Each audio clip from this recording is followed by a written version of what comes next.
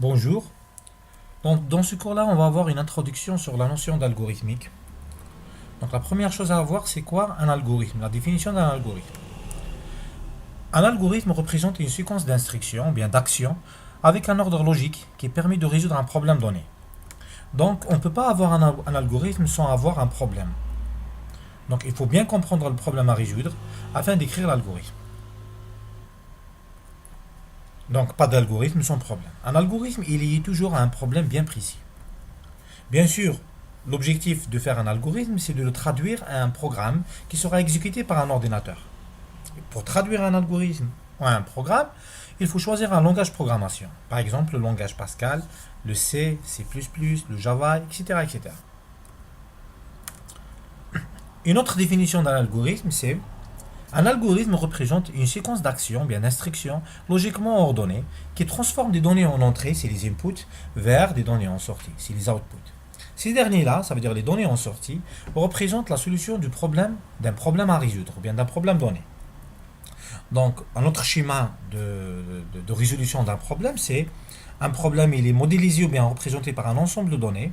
D'accord. Donc, à partir du problème, on doit extraire ou bien déduire quelles sont les données qui représentent le problème. En plus, bien sûr, on aura des formules mathématiques afin de transformer des données vers d'autres données, de déduire des données à partir d'autres données. Donc l'algorithme exploite ces données et ces formules mathématiques afin de résoudre le problème. Pour résoudre un problème donné, il faut suivre un certain nombre d'étapes. La première étape, c'est d'analyser le problème, c'est-à-dire l'étudier, le bien étudier afin de le comprendre. Deuxième étape, c'est de modéliser le problème. La modélisation se fait en général à travers un ensemble de formules mathématiques et les données nécessaires pour ce problème-là. Troisième étape, c'est d'implémenter le modèle avec un algorithme, se forme d'un ensemble d'instructions. Les instructions d'entrée, les instructions de traitement, ainsi que les instructions de sortie.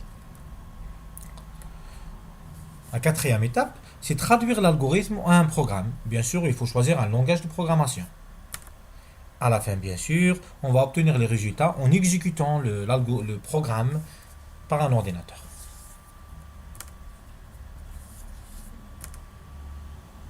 Une donnée, c'est quoi? Une donnée représente une information liée à un élément du problème traité par l'algorithme.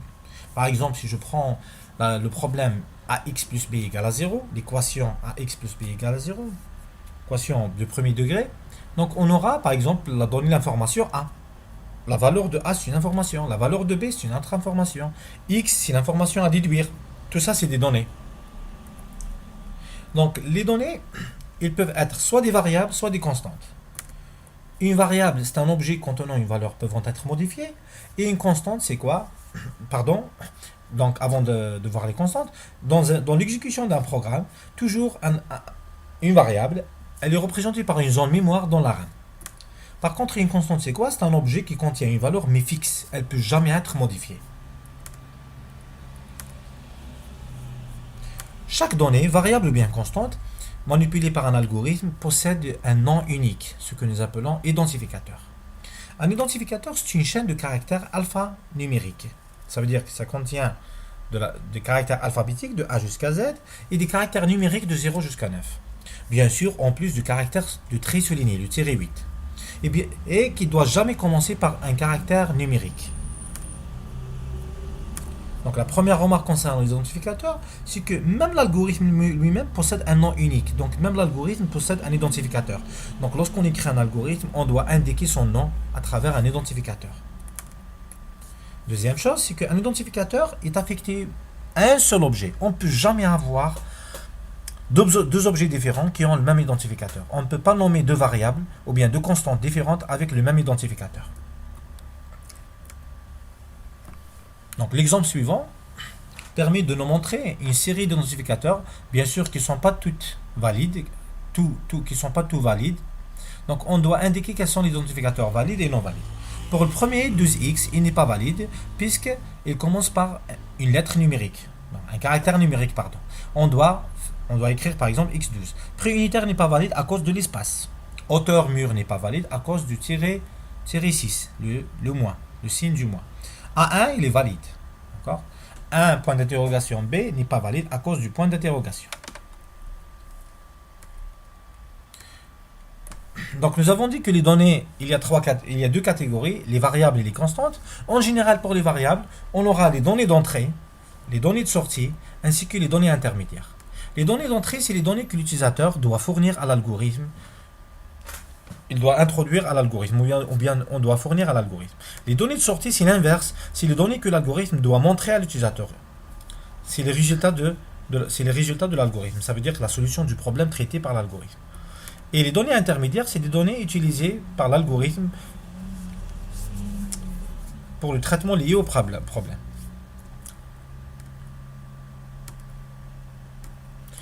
Donc, le schéma global ou bien la vue globale d'un algorithme, c'est que les données d'entrée sont acheminées à la partie traitement. Donc, la partie traitement, en général, utilise des données intermédiaires afin de générer des données de sortie. Donc, dans l'ensemble des actions, bien des instructions d'un algorithme, on aura des instructions spéciales pour le traitement, des instructions spéciales pour les entrées, les instructions spéciales pour le traitement, ainsi que les instructions spéciales pour les sorties. Donc, tout ça, ça représente la vue globale d'un algorithme. Pour écrire un algorithme, il faut respecter une certaine structure. Un algorithme possède trois parties. L'entête, les déclarations, ainsi que le corps, ou bien la partie instruction.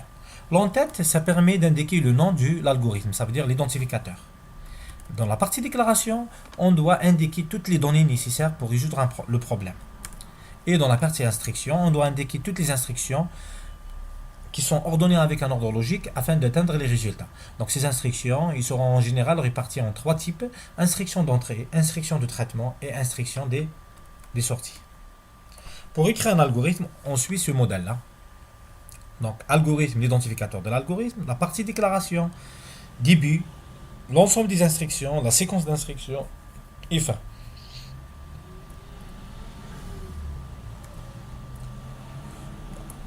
Pour chaque partie de l'algorithme, on va avoir un exemple. Donc, pour la première partie, c'est l'entête de l'algorithme. On peut avoir, par exemple, algorithme XO1. Un autre exemple, algorithme équation 1D. Algorithme PGCD et PPCM. Donc, pour plus grand commun diviseur et plus petit commun multiplicateur. Algorithme nombre premier, etc. Dans la partie déclaration, on doit déclarer les données nécessaires d'un algorithme. Les données, on a deux catégories, pardon. On a les constantes et les variables. Donc on va commencer par les constantes. Pour déclarer une constante, on doit écrire l'identificateur de la constante égale la valeur. Par exemple, pi égale 3,14. Un max égale à 100. Nom égale université A.Mera, etc., etc. F égale true. G égale false. Tout ça, c'est des valeurs. False, c'est une valeur. True, c'est une valeur. 3,14, c'est une valeur, etc. Donc pour écrire une constante, il faut suivre cette syntaxe. Identificateur égale valeur. Pour les variables, il faut respecter la syntaxe suivante. Identificateur, le type de données. C'est quoi un type de données? Un type de données, c'est un ensemble de valeurs finies ou bien infinies. En général, dans l'algorithmique, nous avons 5 types de bases. Nous avons les entiers, les réels, les caractères, chaînes de caractères, ainsi que booléens. Un type représente un ensemble de valeurs finies ou bien infinies. Les nombres naturels sont inclus dans les types entiers. Donc on n'a pas le type en naturel, on a le type entier. Un exemple, nous avons A de points entiers, B de points réels. Nous avons par exemple, si on a plusieurs variables du même type, par exemple x de points entiers, y de points entiers et z de points entiers, on peut écrire directement x, y, z de points entiers. Donc, la syntaxe de déclaration de variable, c'est soit identificateur de point type, ou bien identificateur 1, identificateur 2, jusqu'à identificateur 1, de points, le type de données. Cette dernière syntaxe, on l'utilise pour les variables qui sont du même type, pour regrouper les identificateurs des variables qui sont du même type. Donc, en résumé, on a vu qu'un algorithme permet de résoudre un problème à travers une séquence d'instructions ordonnées logiquement. Ces instructions transforment des données en entrée vers des données en sortie. Chaque donnée utilisée dans un algorithme, elle est soit variable ou bien constante. Un algorithme doit être traduit à un programme exécutable par l'ordinateur pour avoir des résultats. Pour écrire des algorithmes, il faut respecter une certaine structure ou modèle d'écriture.